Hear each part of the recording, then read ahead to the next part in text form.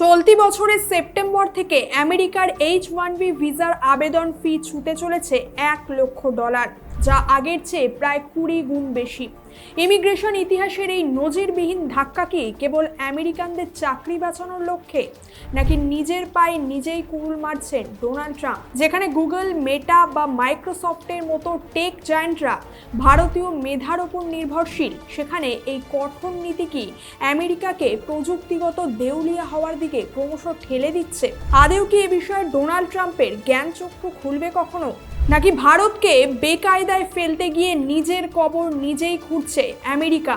এই সমস্ত প্রশ্নের উত্তর খোঁজার পাশাপাশি আজকের আলোচনায় তুলে ধরব কিভাবে ট্রাম্পের এই একগুঁয়েমি জেদ ভারতের জন্য তৈরি করছে এক বিশাল সুযোগ, আর আমেরিকাকে ক্রমশ ঠেলে দিচ্ছে চীনের সাথে এক অসম প্রযুক্তিগত যুদ্ধের মুখে।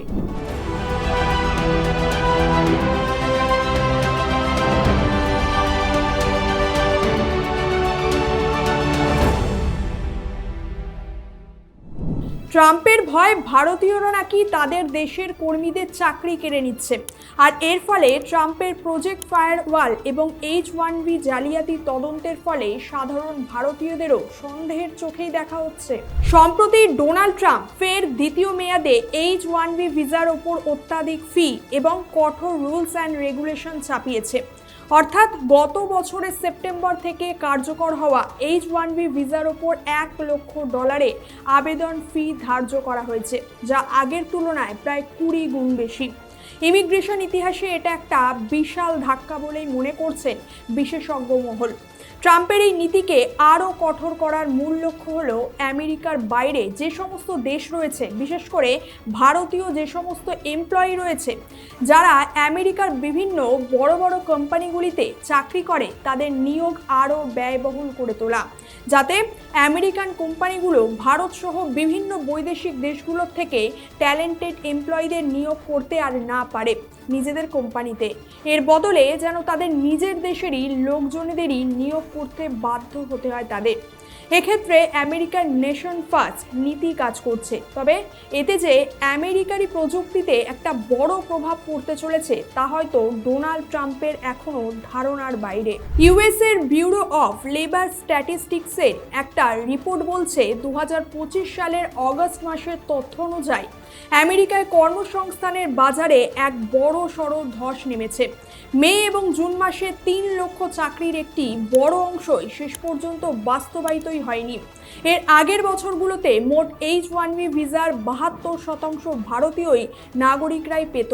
অন্যদিকে 2022 সালের নভেম্বর থেকে 2023 সালের জানুয়ারির মধ্যে প্রায় 2 লক্ষ টেক কর্মীকে ছাঁটাই করা হয়েছে, যার মধ্যে 30 থেকে 40% ছিল ভারতীয় আইটি পেশাদার। যেহেতু মেটার মতো বড় আমেরিকান কোম্পানিগুলোর এআই রিসার্চ উইং মূলত ভারত, চীন এবং দক্ষিণ আফ্রিকার মতো দেশ থেকে আসা ইমিগ্রেট গবেষকদের দ্বারা পরিচালিত হয়, তাই বিশেষজ্ঞদের মতে যদি H-1B ভিসা নীতি আরও কঠোর করা হয় তবে আমেরিকা দীর্ঘমেয়াদে তার প্রযুক্তিগত শ্রেষ্ঠত্ব হারাবে, যা বিশ্ববাজারে চীনকে সুবিধা করে দেবে আরও বেশি করে। অর্থাৎ প্রযুক্তিগত দিক থেকে আমেরিকাকে পিছনে ফেলে চীন আরও ক্রমশ এগিয়ে যাবে। তার কারণ আমেরিকার বড় বড় টেক কোম্পানিগুলো ভারত, চীন এবং সাউথ আফ্রিকা থেকে আসা ট্যালেন্টেড ইমিগ্রেট সায়েন্টিস্টদের হারালে আমেরিকার প্রযুক্তি জগতেও এর বড় সড় নেগেটিভ ইম্প্যাক্ট পড়বে। তবে ভারতীয় ছাঁটাই কর্মীরাও এক্ষেত্রে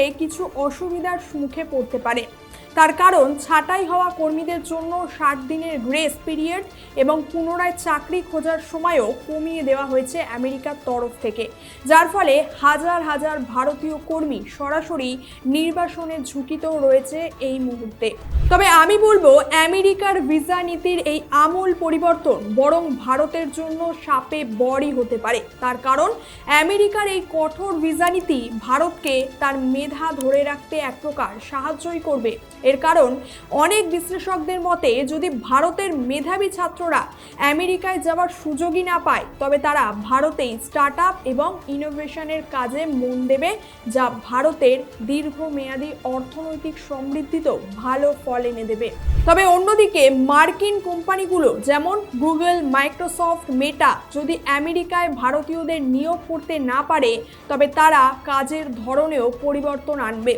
গবেষণায় দেখা যাচ্ছে কোম্পানিগুলো এখন আমেরিকার বাইরে গ্লোবাল ক্যাপাবিলিটি সেন্টার অর্থাৎ জিসিসি তৈরির দিকে ঝুঁকছে ক্রমশ। অর্থাৎ এই কাজগুলো হয়তো এবার আমেরিকার মাটিতে না হয়ে ভারতেই হবে, যা আমেরিকার স্থানীয় কর্মসংস্থান ওপেনের উদ্দেশ্যকে দীর্ঘমেয়াদে ব্যাহত করতে পারে। সুতরাং ট্রাম্পের এই পদক্ষেপ স্বল্প মেয়াদে তার রাজনৈতিক ভিত্তিকে তুষ্ট করলেও দীর্ঘমেয়াদে এটি আমেরিকার সফট পাওয়ার এবং ইনোভেটিভ লিডারশিপকে দুর্বল করবে, যা ভারতের জন্য একটা বড় চ্যালেঞ্জ। তবে এটি ভারতের অভ্যন্তরীণ প্রযুক্তি খাতকে আরও যেন শক্তিশালী করার এবং আমেরিকার ওপর নির্ভরশীলতা কমানোর একটি মোক্ষম সুযোগ, তা নিঃসন্দেহেই বলা চলে। এছাড়াও এই মুহূর্তে আরও একটা বড় খবর পাওয়া যাচ্ছে যে সম্প্রতি আমেরিকা ৭৫টি দেশের নাগরিকদের ইমিগ্রেন্ট ভিসা বন্ধ করার সিদ্ধান্ত নিয়েছে। এটি কার্যকর করা হবে চলতি মাসের ২১শে জানুয়ারি থেকে। তবে এই ভিসা নীতি ইমিগ্রেন্টভাবে আমেরিকায় বসবাসকারীদের জন্য কেবল প্রযোজ্য। এতে পর্যটক কিংবা ব্যবসায়িক সূত্রে অথবা পড়াশোনার ক্ষেত্রে যারা আমেরিকায় পাড়ি দিয়েছে তাদের জন্য প্রযোজ্য নয়। এর ফলে মূলত Afghanistan, Bangladesh, Pakistan, Russia, Iran, Nigeria, Thailand সহ মোট ৭৫টি দেশের মানুষ ভিসাজনিত সমস্যার মুখে পড়তে চলেছে। এবার এখানে আরও একটা ব্যাপার হলো, মার্কিন প্রশাসনের দাবি অনেক দেশ বছরের পর বছর ধরে সেই নাগরিকদের জন্য প্রয়োজনীয় ট্রাভেল ডকুমেন্টস ইস্যু করে না।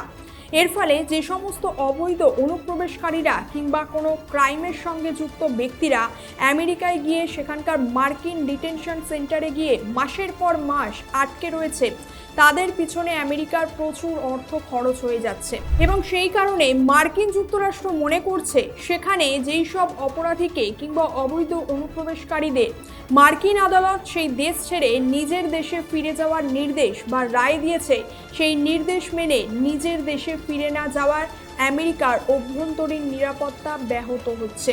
তাই এই মুহূর্তে তাদেরকে নিজেদের দেশে পাঠাতে আমেরিকার এরকম কড়াকড়ি ব্যবস্থার প্রয়োগ।